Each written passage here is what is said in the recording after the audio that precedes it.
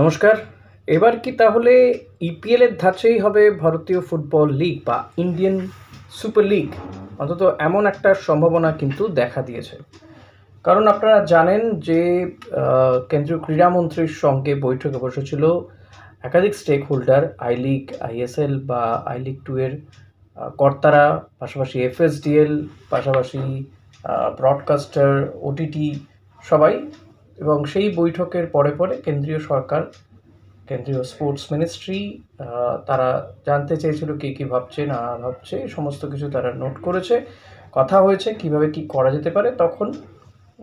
এবং তারপরে তারা গোটা বিষয়টি বলেছিল, কারণ তারা তো সময় নিয়ে নিয়েছিল সুপ্রিম কোর্টের কাছ থেকে যে 2 সপ্তাহ সময়। এবার সুপ্রিম কোর্টে তারা কি জানাবে সেটা নিয়েও সেটার আগে একটা কি বলে হোমওয়ার্ক করে নিতে চেয়েছিলেন কেন্দ্রীয় ক্রীড়া মন্ত্রী মনসুখ মান্ডব্য। তো সেই সমস্ত করা হয়েছে। ইন বিটুইন কী হয়েছে, ক্লাব জোট তৈরি হয়েছে। ক্লাবগুলো 12টি দল, ইস্টবেঙ্গলের কাছেও এই চিঠি এসেছিল, কিন্তু ইস্টবেঙ্গল তাতে সাইন করেনি। 12টি দল তারা কেন্দ্রীয় ক্রীড়ামন্ত্রীকে একটা মেল করে বা একটা চিঠি দেয় যে তারা আইএসএল পরিচালনা করতে চায় ইপিএলের ধাঁচে। এবং এই মুহূর্তে যা পরিস্থিতি, তাহলে সুপ্রিম কোর্ট কবে কি জানাবে তার উপর ভিত্তি করে কে করবে কি করবে না করবে। কারণ এখনো পর্যন্ত যদি দেখা যায় যে আইএসএল হবে তো বলা হচ্ছে, কেন্দ্রীয় সরকার বলেছে অতি অবশ্যই হবে, যখন তো মুখ রক্ষা করতে তো হতেই হবে। তো অনেকে মনে করেছিল যে এবার হয়তো কেন্দ্রীয় সরকার ফান্ড করবে, ফান্ডিং দিয়ে দেবে, তারপর আইএসএল হবে। বাট কেন্দ্রীয় ক্রীড়া মন্ত্রক কিন্তু পরিষ্কার বলে দিয়েছে, ভাই ওসব হবে না, ফান্ড তারা দেবে না, আইএসএলের ক্লাবগুলোকে স্বাবলম্বী হতে হবে। এবং এক্ষেত্রে খুব তাৎপর্যপূর্ণভাবে আইএসএলের ক্লাবগুলো যে প্রস্তাব দিয়েছে যে তারা পরিচালনা করতে চায়, সেটা কোথাও গিয়ে কেন্দ্রীয় ক্রীড়া মন্ত্রকের ভালো লেগেছে। যদিও এখানে এই চিঠিতে কিন্তু ইস্টবেঙ্গলের সাইন নেই। ইস্টবেঙ্গল এই পদ্ধতিতে বিশ্বাসী নয়। তাদের বক্তব্য যে এক্ষেত্রে ভারতের এক নম্বর লিগ সেটা এআইএফএফেরই হাতে থাকুক, এটা ইস্টবেঙ্গলের বক্তব্য। বাকিরা অনেকেই 12টি দল তারা কিন্তু রাজি এবং তারা এই বিষয়ে করতে চেয়ে চিঠিও দিয়েছে। তবে এক্ষেত্রে যেটা শোনা যাচ্ছে যে এই ক্লাবগুলো তারা বলেছে যে টাকাটা এআইএফএফ এই বিডারদের কাছে চেয়েছিল, এবার এফএসডিএল যদি করতো তাদের কাছে যেটা ডিমান্ড রাখা হয়েছিল, যে টেন্ডারটা ছিল, তাতে 37.5 কোটি টাকা দিতে হবে। এখন ক্লাবগুলো চাইছে যে এই টাকাটা তারা এআইএফএফকে দিয়ে দেবে।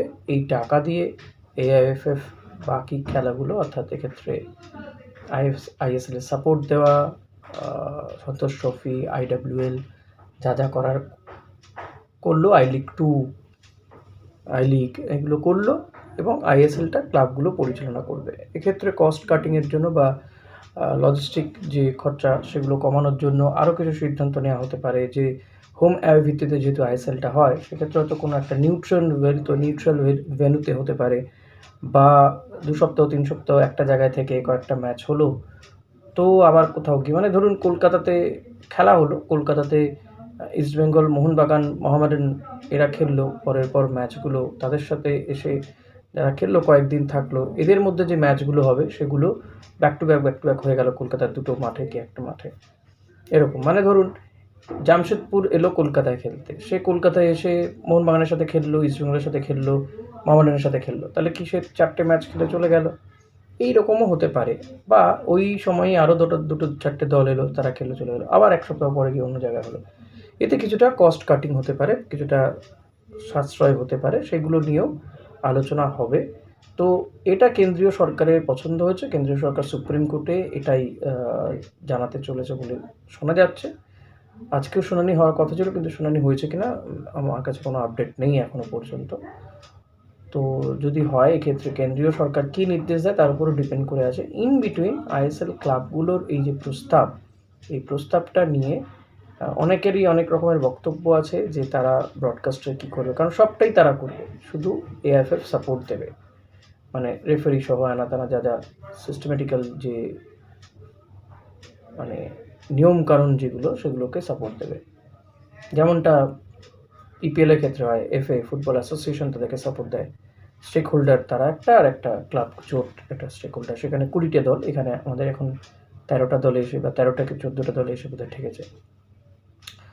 তো সেই জায়গায় ইস্টবেঙ্গলের এখনও পর্যন্ত তো মতামত নেই, তবে যদি কোর্ট নির্দেশ দিয়ে দেয় যে না এবছর আইএসএলটা এভাবেই হোক, তাহলে যদি ক্রীড়া মন্ত্রকের মতে হ্যাঁ মেলায়, তাহলে ইস্টবেঙ্গলকে মানতে হবেই, মানতে বাধ্য তারাও। তো সেই দিক থেকে হয়তো এবছরে আইএসএলের জট খুলতে চলেছে এটা বলা যেতে পারে, এবং ক্লাব সমন্বয় করে বা ক্লাব জোটই কিন্তু এবার আইএসএল চালাতে পারে, এবং এই সম্ভাবনাটা কিন্তু ক্রমশ প্রবল হচ্ছে। সেক্ষেত্রে কোথায় চ্যানেলে, কোন চ্যানেলে খেলা দেখানো হবে না হবে সেগুলোও কিন্তু তারাই ঠিক করবেন, এবং খরচ কি হবে, বা এক্ষেত্রে যদি আর্নিংটাও তারা করতে পারেন, তাহলে সেক্ষেত্রে কি হতে পারে যে সব ক্লাবের কি সমান কোমরের জোর আছে? ধরুন মোহনবাগান যদি 15 কোটি দিতে পারে, মোহামেডান তো নাও দিতে পারে, বা ইন্টারকাশি যারা সদ্য এসছে তারা নাও দিতে পারে, আবার তারা হয়তো আরও বেশি দিতে পারে। তখন কি হবে? এক্ষেত্রে অনেকগুলো সম্ভাবনা উঠে আসে বা আশঙ্কাও উঠে আসে। আমার যেটা প্রথম আশঙ্কাই হয়েছিল বা হয়েছে সেটা হচ্ছে, তাহলে কি আদৌ লিগটা নিরপেক্ষ হবে? তাই তো যে পয়সা বেশি দেবে তার দিকে রেফারি ঢলে যেতে পারে, কিন্তু সেরকম সম্ভাবনা নেই। সেক্ষেত্রে পুরোটাই এআইএফএফ ওই দিকগুলো দেখবে, কাউকে টেনে খেলানোর অন্তত অফিসিয়ালি সেরকম কোনো ব্যাপার থাকবে না। যে যেমন পয়সা দেবে সে তেমন রিটার্ন পাবে, মানে আপনি 100 টাকা দিলে 100 টাকার উপরে লাভ হলে যেটুকু পাওয়া সেটুকু পাবেন, যে 50 টাকা দিচ্ছে সে 50 টাকার উপরে লাভ হলে যেটুকু পাওয়া সে সেটুকু পাবে। এরমভাবে বিষয়টা এরমভাবে ভাবা হচ্ছে। অর্থাৎ মোহনবাগান যদি 10 কোটি দেয়, যদি ইস্টবেঙ্গল 8 কোটি দেয়, মোহামেডান যদি 5 কোটি দেয়, লভ্যাংশ তারাও সেভাবেই পাবে, সেই পার্সেন্টেজ অনুযায়ীতেই তারা লভ্যাংশ পাবে। তো এরকম অবস্থায় দাঁড়িয়ে রয়েছে গোটা বিষয়টি। তবে এখনও কিন্তু এই বিষয়টা ফাইনাল নয়। অনেকেই কিন্তু বলছেন যে এই মডেলেই হয়তো হতে চলেছে, হয়তো এভাবেই হতে পারে, এবছরের সলিউশন হতে পারে, কারণ আদারওয়াইজ সম্ভব নয় আর কিছু। কেন্দ্রীয় সরকার কোনো টাকা দেবে না বলে দিয়েছে, এখনই টেন্ডার ডেকে আবার নতুন করে সব কিছু করা ইটস নেক্সট টু ইম্পসিবল। যদি জানুয়ারির মধ্যে লিগ শুরু করতে হয় তাহলে এই মডেলেই যেতে হবে বলে মনে করা হচ্ছে, ফলত এটাতেই শিলমোহর পড়তে চলেছে।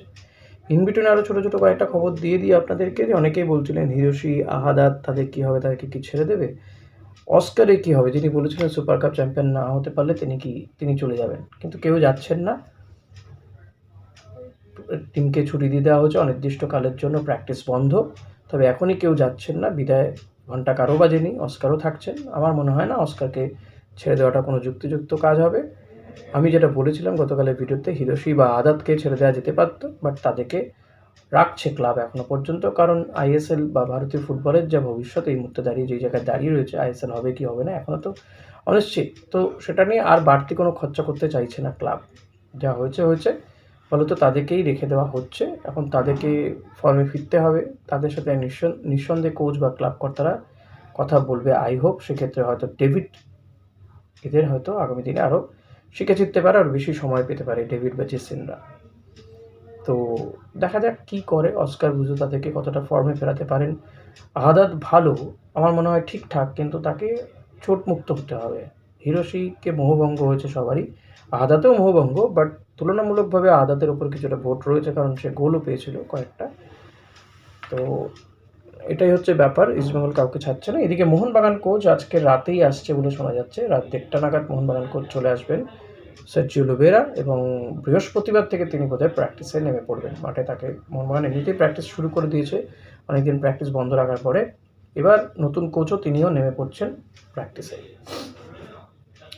তো সব মিলিয়ে এইগুলোই ছিল আমার আজকের ভিডিওর বিষয়। আপনাদের কি মনে হয়, যদি ক্লাব জোটগুলো আইএসএল করে তাহলে কি ইন্ডিয়ান ফুটবলের কোনো উপকার হবে, ভালো হবে? যদিও এটা টেম্পোরারি, মানে এই বছরের জন্য, পরের বছর নতুন কমিটি হয়ে নতুন টেন্ডার ডেকে হয়তো আবার পুরনো ফর্মেই ফিরবে, বাট এই বছর। আর যদি দেখা যায় যে এই বছর এটা ক্লিক করে, তো এই বছর যদি এটা ক্লিক করে যায় তাহলে আগামী দিনে কিন্তু এটাও মডেল হয়ে যেতে পারে যে এভাবেই হয়তো আইএসএল হবে। তো কিছুই বলা যাচ্ছে না, দেখা যাক কী হয়। আগামী দিনের অপেক্ষা বসে থাকবো, আরও কয়েক ঘন্টার কিছু সময় অপেক্ষা করতে হবে। আপনাদের কী মনে হচ্ছে অতি অবশ্যই কমেন্ট করে জানাবেন। ভিডিওটা ভালো লাগলে লাইক কমেন্ট শেয়ার করতে ভুলবেন না। Thank you.